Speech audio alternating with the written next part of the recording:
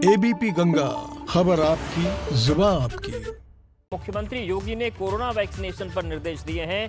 Front line workers का database तेजी से तैयार हो, सीएम योगी ने उच्च स्तरीय बैठक में निर्देश दिया और 22 जनवरी को होने वाले कोविड वैक्सीनेशन की तैयारियों की भी उन्होंने जानकारी ली है। तो फ्रंट लाइन वर्कर्स छूटे ना, किसी भी स्तर पर डेटा में कोई गड़बड़ी ना हो, इसको लेकर उन्होंने निर्देश जारी किए हैं।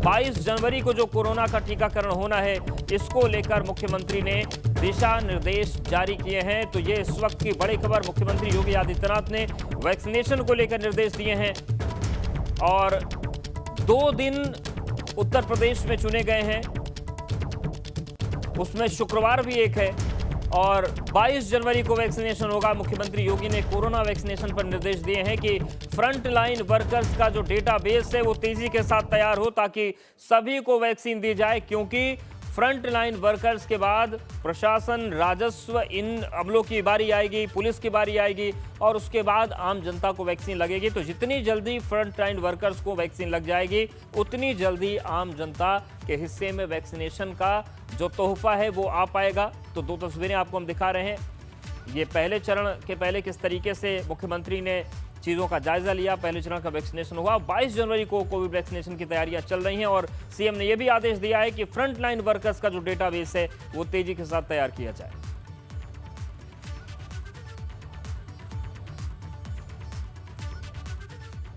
और भाजपा के राष्ट्रीय अध्यक्ष जेपी नड्डा 2 दिन के लखनऊ दौरे पर आ रहे हैं। जेपी नड्डा 21 जनवरी को लखनऊ पहुंचेंगे। उनका यह दौरा काफी अहम माना जा रहा है। दरअसल योगी मंत्रिमंडल में बदलाव की शुरुआत है। एमएलसी चुनाव में बीजेपी के 10 उम्मीदवार लगभग निर्विरोध निर्वाचित हो गए हैं और ऐसे में राष्ट्रीय अध्यक्ष का लखनऊ दौरा कई संकेत दे रहा है। इस दौरे में जेपी नड्डा योगी कैबिनेट के सभी मंत्रियों के साथ बैठक करेंगे और उनका फीडबैक जानेंगे। आजमगढ़ में दिव्यांग कल्याण समिति के बैनर तले जनपद भर के दिव्यांगों ने विभिन्न मांगों के साथ कलेक्ट्रेट के सामने अंबेडकर पार्क में धरना दिया। इस दौरान प्रशासन ने मांगों के शासन स्तर से निर्णय होने की बात कहकर पल्ला झाड़ने की कोशिश की और लोगों को हटने के लिए कहा। दिव्यांग कल्याण समिति के प्रबंधक राजेश सिंह ने मीडिया को बताया कि आजमगढ़ जनपद में दिव्यांगों के साथ लगातार भेदभाव किया जा रहा है। इन्हें इनका हक नहीं मिल पा रहा, न ही इनका आयुष्मान कार्ड बना है और न ही इन्हें आवास उपलब्ध कराया गया और न ही दिव्यांगों को समय से पेंशन मिलती है। वे प्रदर्शन कर रहे दिव्यांगों ने कहा कि हमारी मांगे पूरी नहीं होती हैं तो हम लोग यहीं पर आमरण अनशन और भूख हड़ताल करेंगे। वहीं एसडीएम सदर ने बताया कि दिव्यांग जनों की जो भी मांग है वो नीतिगत मांगे हैं जिनको ऊपर तक पहुंचाने का भरोसा दिया गया है। उधर मेरठ में मिस्त्री की हत्या के बाद जमकर बवाल हो गया। मामला फलावदा थाना क्षेत्र का है, जहां पर खाता गांव के रहने वाले मदन सिंह चिनाई के काम से घर गए थे लेकिन घर नहीं लौटे। सुबह खादिलपुर मार्ग पर शव बरामद हुआ। परिवार वाले जब हत्या की आशंका को लेकर थाने पहुंचे तो थानेदार ने मृतक को चोर बता दिया। इसके बाद वहां पर मौजूद लोगों का गुस्सा फूट पड़ा और लोगों ने जमकर बवाल किया। हालांकि मौके पर पहुंचे एसडीएम और सीओ ने किस तरीके से बात को संभाला। तो ये मेरठ की असंवेदनशील पुलिस है कि जिस व्यक्ति की मौत हो जाती है, परिजन न्याय की मांग करते हैं, उसको चोर बताकर पल्ला झाड़ने की कोशिश की जाती है। ये है उत्तर प्रदेश की अनप्रोफेशनल पुलिस, जिन्हें जनता को डील करने का सलीका तक नहीं पता है और इस वजह से बार बार हालात बिगड़ जाते हैं। उत्तर प्रदेश में वीर सावरकर को लेकर सियासत गर्मा गई है, जिसको लेकर अब विधानसभा परिषद के सभापति रमेश यादव ने 1 हफ्ते में प्रमुख सचिव से मामले की आज्ञा मांगी है और रिपोर्ट के आधार पर आगे के निर्णय की बात कही है। विधान परिषद में वीर सावरकर की तस्वीर का मामला सामने आया है और कांग्रेस एमएलसी दीपक सिंह ने इस पर आपत्ति जताई है।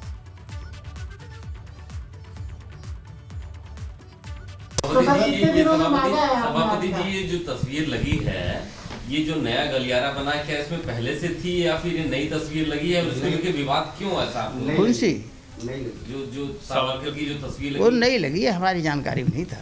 जो तो कल दीपक सिंह ने बताया है तब मालूम पड़ी, तो आख्या आएगी ताकि बाद हम बताएंगे। प्रमुख सचिव से हमने उसी के संग कहा, हमको भी नहीं मालूम थे कहाँ लगी है, तो हमने कहा कि भाई इसकी आख्या है।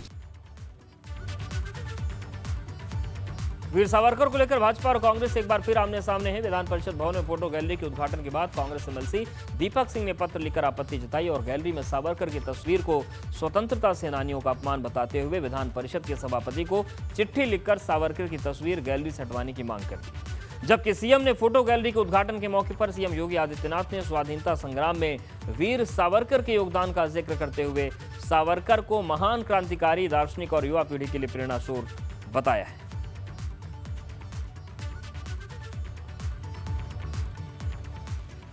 और अब बात यूपी को मिले बड़े सौगात की। पीएम मोदी ने यूपी को 6,10,000 लोगों को आवास की सौगात दी है। इस दौरान पीएम ने 5 जिलों के लाभार्थियों से बात की और उन्हें बधाई दी। इस कार्यक्रम के दौरान सीएम योगी ने कहा कि 2021 में 7,10,000 आवास स्वीकृत किए गए। वहीं पीएम मोदी ने कहा कि अब गरीबों का सपना साकार हो रहा है। पीएम ने इस कार्यक्रम के दौरान विपक्ष पर भी निशाना साधा। उन्होंने कहा कि पहले ही सरकार में नियति का भुगतान गरीबों को करना पड़ता था।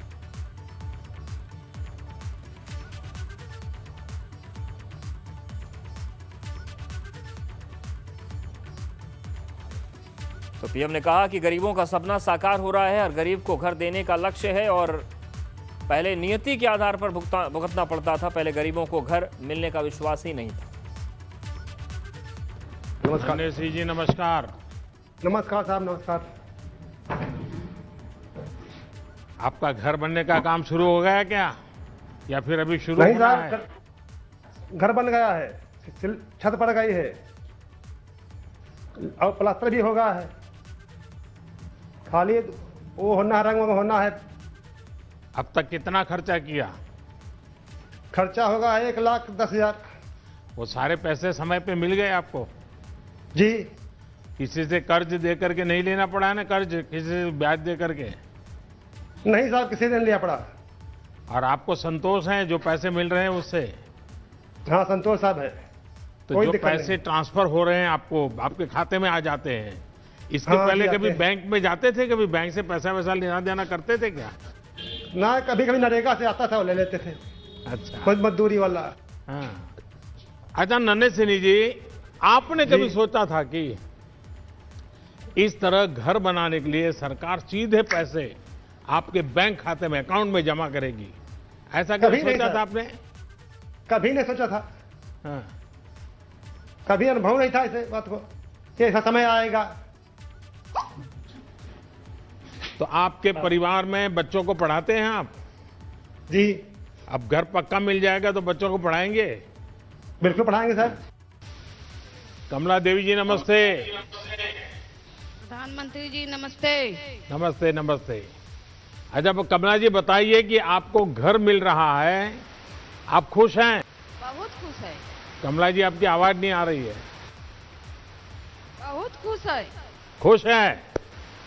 हाँ, बहुत खुश है। तो हमें आशीर्वाद दोगे आप? हाँ, आशीर्वाद दे। क्या आशीर्वाद दोगे बताइए? हाँ, आप गरीबों के छत देके बहुत खुशी है। अच्छा आपने कमला जी कभी सोचा था कि आप घर की मालकिन बन जाएगी? कभी नहीं। आपके कृपा से घर हो गया। नहीं, मेरी कृपा क्या है, आपकी तपस्या है। ये तो देश हम सबका है, मेरा नहीं है, आप सबका भी है। हाँ, सबका। तो ये घर अब आपके नाम होगा, ये आपको मालूम है कमला जी? हाँ, ना हो। साथियों, मुझे आज ये भी खुशी है कि यूपी आज देश के उन राज्यों में शामिल है जहां गांव देहात के इलाकों में गरीबों के लिए। और इस वक्त की बड़ी खबर, सीबीआई ने अपने सफाई अभियान में अपने ही डीएसपी को गिरफ्तार किया है। डीएसपी आरके ऋषि गिरफ्तार किए गए हैं। एक इंस्पेक्टर और वकील को भी गिरफ्तार किया गया। दिल्ली, गाजियाबाद और सहारनपुर में छापेमारी हुई थी। रिश्वत लेकर मामले को रफा दफा करने का आरोप था, लेकिन अब एक बड़ी कार्रवाई सीबीआई ने की है और अपने ही डीएसपी को गिरफ्तार किया है। डीएसपी आरके ऋषि गिरफ्तार कर लिए गए हैं। अभी तक नाम सामने नहीं था जब तक जांच चल रही थी। हमने आपको बताया था कि किस तरीके से दिल्ली एनसीआर में छापेमारी चल रही थी। हमारे वरिष्ठ सहयोगी ओपी तिवारी जुड़ गए हैं। ओपी जी, जैसा कि आपने बताया था कि सीबीआई अपना ही सफाई अभियान चला रही है, बड़ी कार्रवाई चल रही है। अब डीएसपी का नाम भी सामने आ गया है जो गिरफ्तार हुए हैं। आपको बता दूं, सीबीआई डायरेक्टर का स्पष्ट तौर पर कहना है कि जीरो टॉलरेंस रहेगा करप्शन के मामले में, चाहे सीबीआई के अधिकारी हों या दूसरे कोई अधिकारी हों। और इसी के तहत सीबीआई ने आज अपने ही डीएसपी आर के ऋषि, इंस्पेक्टर कपिल वधावन और एक वकील को गिरफ्तार किया है। इन तीनों को गिरफ्तारी के फौरन बाद दिल्ली की विशेष सीबीआई अदालत के सामने पेश किया जा रहा है, जहां से सीबीआई पूछताछ के लिए इन्हें रिमांड पर लेगी।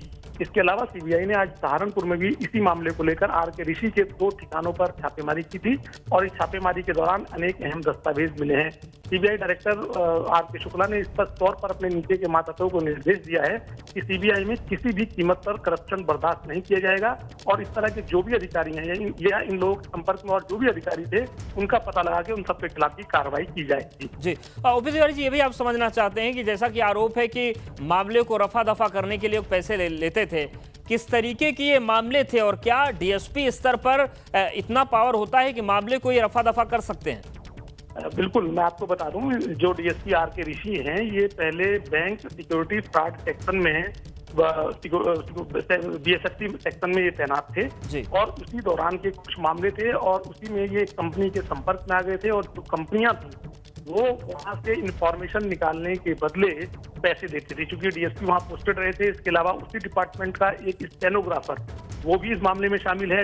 हालांकि उसकी गिरफ्तारी नहीं हुई है, सीबीआई ने उसको निलंबित किया है, लेकिन जो समीर कुमार सिंह नाम का जो स्टेनोग्राफर था, क्योंकि जो कुछ भी सीनियर अफसर टाइप कराते थे वो स्टेनोग्राफर ही टाइप करता है, तो वहाँ की गोपनीय जानकारी की किस कंपनी के खिलाफ क्या कार्रवाई होने जा रही है या क्या उनके खिलाफ लिखा जा रहा है, तमाम जानकारियां कंपनियों को लीक कर देते थे और कंपनियां उसी के हिसाब से अपना संभवतः बचाव करती रही होंगी। इस आरोप के बाद इन लोगों की आरंभिक जांच की गई थी और आरंभिक जांच में दोषी पाने पर अब इन लोगों के खिलाफ कार्रवाई की गई है। धन्यवाद आपका जानकारी और अपडेट्स को देने के लिए। प्रयागराज में बाहुबली अतीक पर शिकंजा लगातार कस रहा है और अब आगे बड़ी कार्रवाइयों की तैयारी है। माफिया अतीक की 18 संपत्तियां कुर्क होगी। अतीक की करेली स्थित 18 संपत्तियां कुर्क होने की खबर है। अतीक एंड गुर्गों की 23 प्रॉपर्टियों को कुर्क किया जाएगा। करोड़ों की संपत्ति को कुर्क करने की तैयारी में प्रशासन है। अपराध, अवैध धंधे से अर्जित धन से संपत्ति लेने का भी आरोप लगा हुआ है। तो अतीक और गुर्गों की इमारतें पहले ही गिराई जा चुकी हैं, लेकिन अब 18 ऐसी संपत्तियां हैं जिन्हें कुर्क करने की तैयारी है और जिलाधिकारी की तरफ से कुर्की के आदेश दिए भी जा चुके हैं।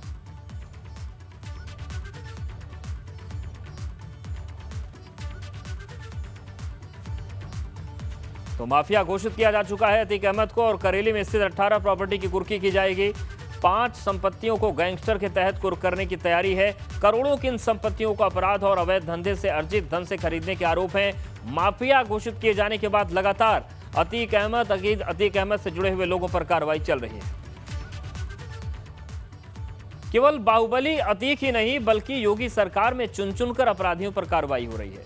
न भ्रष्टाचारी को बख्शा जा रहा है, न अपराधी को, जिसका सबसे ज्यादा असर प्रयागराज में दिख रहा है। तो जेल में बंद अतीक पर कार्रवाई। माफिया बदन सिंह बद्दो की भी खैर नहीं, अब कार्रवाई हो गई है, होने की तैयारी है। बंगला ध्वस्त किया जाएगा। पशुधन घोटाले के आरोपी को भी कुर्की का नोटिस है। और बड़ी खबर लखनऊ से है, जहां पर अजीत सिंह हत्याकांड मामले में आरोपियों को लखनऊ लाया गया है। कुंटू सिंह और अखंड प्रताप सिंह लखनऊ लाए गए हैं। सीजेएम प्रशांत मिश्रा की कोर्ट में पेश किया गया और दोनों को आजमगढ़ जेल भेज दिया गया है। तो ये इस वक्त की बड़ी खबर। अजीत सिंह हत्याकांड मामले में आरोपियों को लखनऊ लाया गया है। कुंटू सिंह और अखंड प्रताप सिंह लखनऊ लाए गए हैं। सीजेएम प्रशांत मिश्रा की कोर्ट में पेश किया गया और दोनों को आजमगढ़ जेल भेजा गया है। तो आपको बता दें कि कुंटू सिंह के खिलाफ अजीत सिंह की गवाही शुरू होने वाली थी, लेकिन गवाही शुरू होने के 3-4 दिन पहले ही अजीत सिंह की हत्या कर दी गई और इसी पूरे मामले में पुलिस अब जांच पड़ताल कर रही है, जिसमें कुंटू सिंह और अखंड प्रताप सिंह को लखनऊ लाया गया है। सीजेएम प्रशांत मिश्रा की कोर्ट में पेश किया गया और दोनों को आजमगढ़ जेल भेजा गया है।